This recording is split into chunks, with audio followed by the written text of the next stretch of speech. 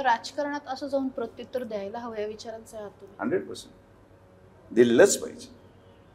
ते शांततेत द्या की ॲग्रेशननी द्या, पण द्या. राजकारणामध्ये सोडून देणारा माणूस हा मूर्ख असतो. सोडता येत नाही. आजोबा पण तेच करायचे, पण ते शांततेत हळूहळू वेगळी स्टाईल करायचे. होती. माझी स्टाईल वेगळी, पण आमच्या दोघांचा उद्देश तोच. वडील काय म्हणतात यावर? वडील वडिलांना त्यांची फिलॉसॉफी कधी आवडली नाही, माझी तर आवडतच नाही. ते फार सरळ मनाचे माणूस आहे, व्यक्ती आहेत, फार सरळ मन आहे त्यांचं, आणि त्यांना या सगळ्या गोष्टीपासून फार लांब आहेत. राग, द्वेष, त्यांचं मन फार मोठं आहे, प्रचंड मोठं मन. याला माफ, त्याला माफ, जाऊ दे, दे सोडून. मी तसा नाही, तर माझा तो प्रॉब्लेम आहे, त्याला मी काही करू शकत नाही. पण मी मुद्दामून कोणाला त्रास देत नाही. तुम्ही तुमचं प्रपंच चालवा, मी माझा चालवतोय. आणि राजकीय व्यासपटलामध्ये पक्षाची भूमिका आणि राजकारण हे करावं, आमचा काही आक्षेप नाही. पण सुपाऱ्या घेऊन डायरेक्ट जिथं तुमचा काही संबंध येत नाही. संगमनेरकरांचा कधी काही संबंध नव्हता माझ्या लोकसभेमध्ये, पण ते निवडणूक त्यांची नसताना 500 कर्मचारी पाठवणं, एवढं पार पणाला लावणं, काही गरज नव्हती. त्यांनी येऊन प्रचार याच्या अगोदर केलाय, प्रचार करतात, भाषण करतात, भाषण करावं, पक्षाची भूमिका मांडावी, महाविकास आघाडीची त्यांनी भूमिका मांडावी. आमचं काय आक्षेप आहे? थोडी वेगळा पक्ष असं तर म्हणू शकत नाही, नाही भाऊ हा आमच्याकडचा मुलगा फार चांगला, याला विचार करू नका, हा चांगला, असं बोलू शकत नाही.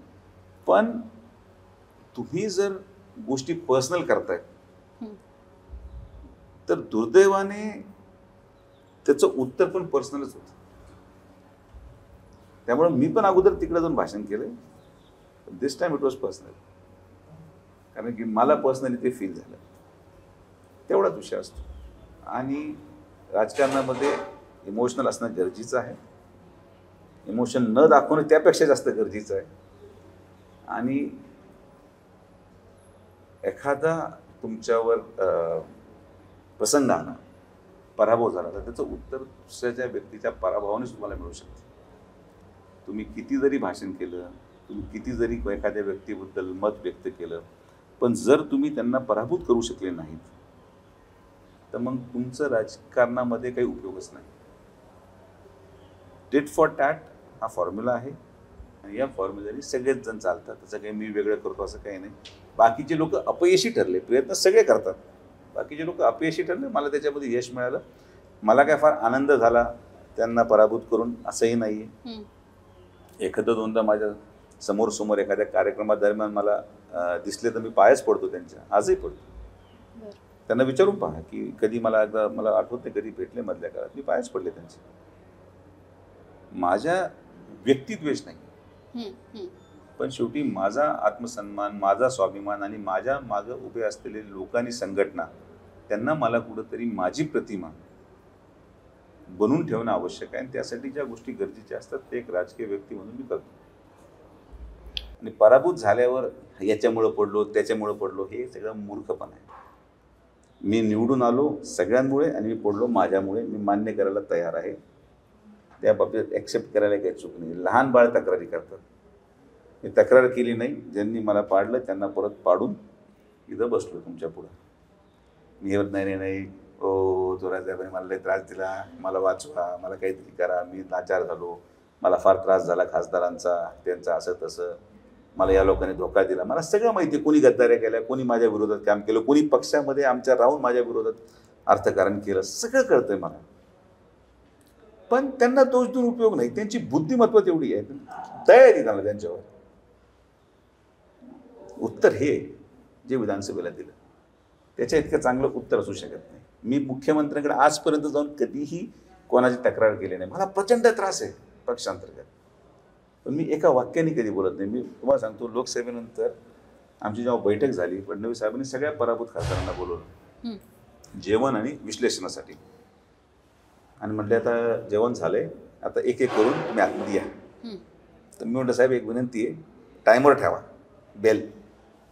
एक जण वाहून गेला अर्धा तास तर कसं व्हायचं? सगळे हसले. ते म्हटलं आता मला माहिती शेवट कोणाला बोलवायचं असं म्हणून ते गेले.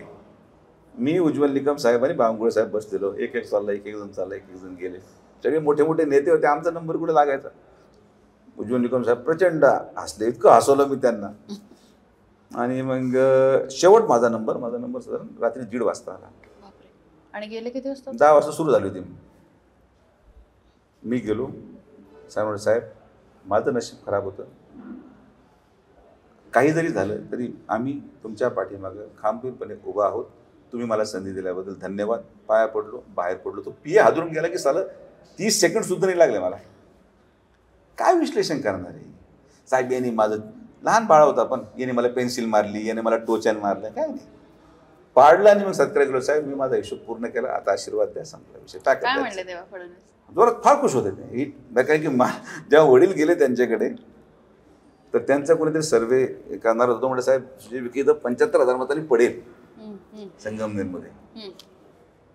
आणि फडणवीस साहेब मुलासारखा एक विचार केला की त्यामुळे सुजय, मी वडिलांना असं सांगितलं की आता तुमचा मुलगा पराभूत झाला, परत दुसरा पराभव जर पाहिला तर खचून जाईल. त्यांची भावना ती चांगली होती की एक चांगला भारतीय जनता पार्टीचा कार्यकर्ता खचून जायला नको. पण असं म्हणतो की परिस्थिती वेगळी होती, ती मला माहीत होती. तर तक्रारी करणं आपण हे नाही आहोत. हे असं केलं त्यांनी रडलं. स्वाभिमानाने जगलं पाहिजे, आपलं मत स्पष्टपणे बोललं गेलं पाहिजे. तुम्हाला त्रास होणार, आजही होतो मला, माझ्या मागे अनेक लोक पडलेले आहेत, माझी तक्रारी होतात. काम करते राहो. गरीब माणसाच्या आशीर्वादपेक्षा मी म्हणजे लोक बायकांना रात्री मारतात आणि उपवास ठेवतात आणि वैष्णोदेवी यात्रा, तिथं शिर्डीमध्ये आम्ही दुर्दैवाने अनेक वेळेस साफसफाईमध्ये आम्हाला किती दारूच्या बाटल्या सापडतात. असा परमार्थ मी करत नाही. त्यामुळं मी फार जास्त याच्यामध्ये भांडण पडत नाही. मी गरिबांचं काम करतो, गरिबांच्या आशीर्वाद कमालीची ताकद. मी एकमेव पुढारी असेल राजकीय जीवनामध्ये ज्याला परमेश्वराने 3 महिन्यानंतर संधी दिली परत आपल्या पायावर उभं राहायची. तुम्ही स्वतः तुमच्या विश्लेषणाच्या इतिहासामध्ये पहा की असा कोण व्यक्ती आहे जो पराभूत झाला आणि लगेच कमबॅक करतो. इमिजिएट कमबॅक आहे. 3 महिने is not a big time in politics. त्याचं सगळ्यात मोठं कारण गोरगरीब जनतेचा आशीर्वाद. अदरवाईज मी किती जरी उपवास ठेवले, शनिवार गुरुवार मला नाही, गुरुवार सोडून मी दारू पिलेला चालतंय, शनिवार सोडून मी साला मटका खेळायला चालतोय, पण मला शनिवार ठेवायचा आहे. मी वारीला गेलो 1 महिनाभर की माझे सगळे पाप धुतले, मग मी परत आपल्या कामाला जे आहे ते लागलो. मी वाळू उचलणार.